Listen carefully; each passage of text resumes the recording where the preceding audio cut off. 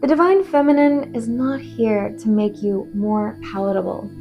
She's not here to turn you into a beautiful little doormat in a silk robe either.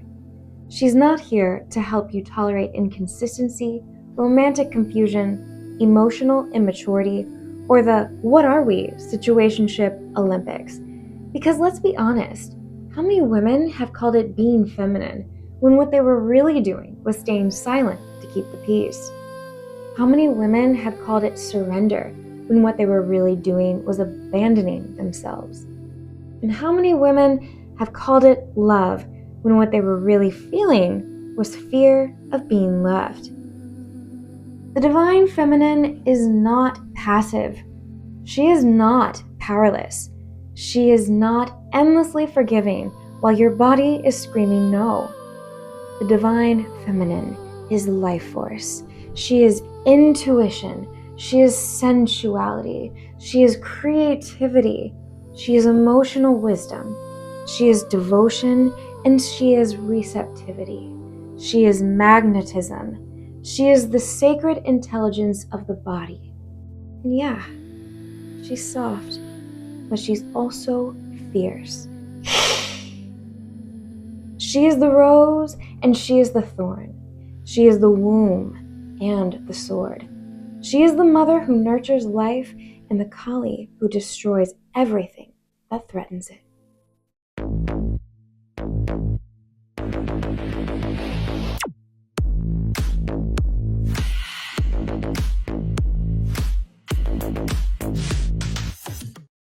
Satnam, beautiful soul. I am Guru Amorah, founder of Ascension Academy, a spiritual and embodiment school for women devoted to nervous system safety, attachment healing, sacred feminine self-mastery, Shakti, embodiment, and conscious love.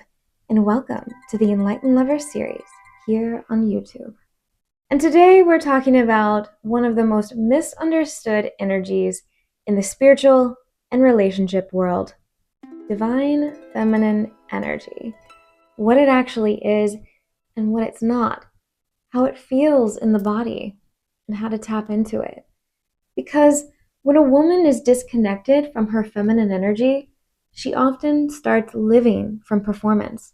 She becomes who she thinks she has to be: the cool girl, the chill girl, the low maintenance girl, the hyper independent girl, the overly sexual girl, the I don't need anything girl, the I'm fine girl. Meanwhile, her body is keeping receipts. Her heart's tired, her womb is contracted, her nervous system is bracing, and her intuition is whispering, "Baby, this is not it." And here's the question: how many times have you known something was off before you had proof? How many times did your body contract before your mind could explain why? How many times did you feel the truth and then talk yourself out of it because what you wanted was connection? And that right there is why we need to reclaim the Divine Feminine. Not as a trend, not as an aesthetic, but as a living intelligence inside the body. A holy technology, a way of being, a way of relating, a way of loving without losing yourself. So let's begin here. Divine feminine energy is the receptive principle of life. It is the part of you that knows how to listen before acting, feel before forcing, receive before chasing, create before controlling, flow before gripping. It is the part of you that can sense the room, sense the energy, sense the truth beneath the words. It is the part of you that knows when something feels aligned and when something feels just a little bit off. Because sometimes the body knows before the mind is ready to admit it. And isn't that the real discomfort? Not that you do not know, but that knowing asks something of you: a standard, a boundary, a decision, a willingness to stop negotiating with your own intuition. So ask yourself, am I actually embodied, or am I performing softness? Am I actually surrendered? Or am I afraid to tell the truth? Am I actually open? Or am I available to chaos because I'm afraid that boundaries will cost me love?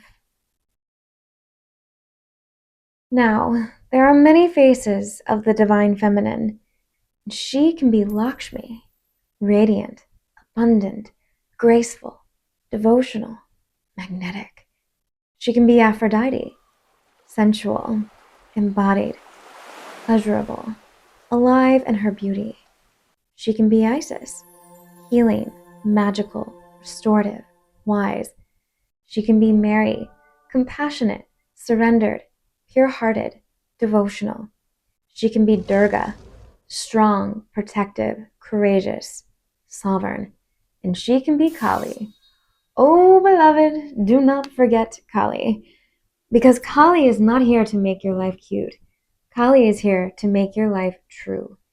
She comes with the sword. She comes with the fire. She comes to cut the throat of illusion, destroy false attachments, and liberate you from everything you keep calling love because you are afraid to be free. Kali is the part of the feminine that says no more.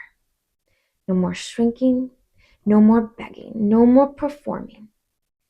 No more giving your body to people who cannot honor your soul. No more confusing anxiety with chemistry. No more calling emotional crumbs a feast. And tell me, what would happen if you stopped romanticizing the person who keeps activating your wound? What would happen if you stopped calling pain passion? And what would happen if the part of you that keeps waiting to be chosen finally chooses herself? The divine feminine does not need to be small to be lovable. She does not need to be quiet to be chosen. She does not need to be endlessly soft to be spiritual. She doesn't need to bleed herself dry to prove that she has a good heart. A healed feminine heart is not a public drinking fountain. Not everyone gets unlimited access to your energy. Not everyone gets your softness. Not everyone gets your devotion. And not everyone gets the sacred parts of you just because they're curious. Your feminine energy is not community property. It's sacred. It's earned through safety, consistency, reverence, and right relationship. Divine feminine energy often feels like soft aliveness, not collapse, not numbness, not anxiety. Soft aliveness. It may feel like warmth in the heart, breath moving lower into the belly, the jaw unclenching, the shoulders dropping, the hips feeling less guarded, the face softening, the body becoming more receptive. There's a sense of, I'm here, I'm in my body, and I'm listening. There's beauty, but not performance. There's sensuality, but not seduction for approval. There's power, but not control. There's receptivity, but not helplessness. This is very important. Receptivity is not helplessness. Surrender is not self-abandonment. Softness is not weakness. Flow is not chaos. And feminine energy is not an excuse to avoid responsibility, because the true feminine is deeply responsible to truth. So here are some beautiful questions to live with. Where in my body do I feel open? Where in my body do I feel guarded? Where am I soft because I feel safe? And where am I soft because I'm afraid to be honest? This is how the divine feminine energy helps break toxic patterns. Because toxic patterns thrive when you are disconnected from your body. They thrive when you override your intuition. They thrive when you explain away what you already know. They thrive when your attachment wound is louder than your standards. But when you return to your feminine wisdom, you start noticing. You notice how your body contracts around certain people. Yeah, you notice how you feel after the date, not just during the attention. You notice whether your desire feels expansive or addictive. You notice whether your softness is being honored or consumed. So how do you tap into divine feminine energy in daily life? Let's make this practical. Number 1, slow down enough to feel. Before you respond, before you text, before you say yes, before you give your energy, pause, breathe, check the body. The body is the gate. Ask yourself, what am I feeling? What am I needing? What am I sensing? What am I pretending not to know? Number 2, reconnect with beauty. And I don't mean beauty as performance. I mean true beauty as nourishment. Make your tea beautiful. Make your room beautiful. Make your altar beautiful. Put oil on your skin like you're not mad at your body. Wear the thing that makes you feel like you are in a romantic partnership with your own life. Let beauty remind your nervous system, I'm allowed to enjoy being here. Number 3, move your body. Not to punish it, not to fix it, not to make it smaller. Move to feel. Move your hips. Let your spine wave. Let your arms open. Dance for 3 minutes with no choreography and no male gaze. Just you and God and whatever playlist makes your soul remember she has hips. Movement gets you out of analysis and back into aliveness. Number 4, practice receiving. And yes, receiving is a practice. Receive a compliment without arguing it. Receive help without guilt. Receive rest without earning it. Receive love without immediately trying to repay it. Receive pleasure without making it productive. Some of you are so used to giving that receiving feels suspicious. But the feminine blooms through receptivity. You don't have to earn every good thing by exhausting yourself first. Lord have mercy. Who has time for that? Number 5, tell the truth sooner. Divine feminine energy is not vague. She may be poetic, but she is not confused. Your body usually knows. Your intuition usually knows. Your heart usually knows. The problem is not that you do not know. The problem is that knowing often requires a standard, and a standard may require a decision, and a decision may require letting something go. This is why many women stay confused, because confusion buys time from the truth. But the divine feminine says, I can be loving and honest. I can be soft and clear. I can be open and boundaried. I can desire you and still choose myself. I can miss you and still not go back. I can forgive you and still not give you access. And that is a spiritually grown woman. That is sacred feminine self-mastery.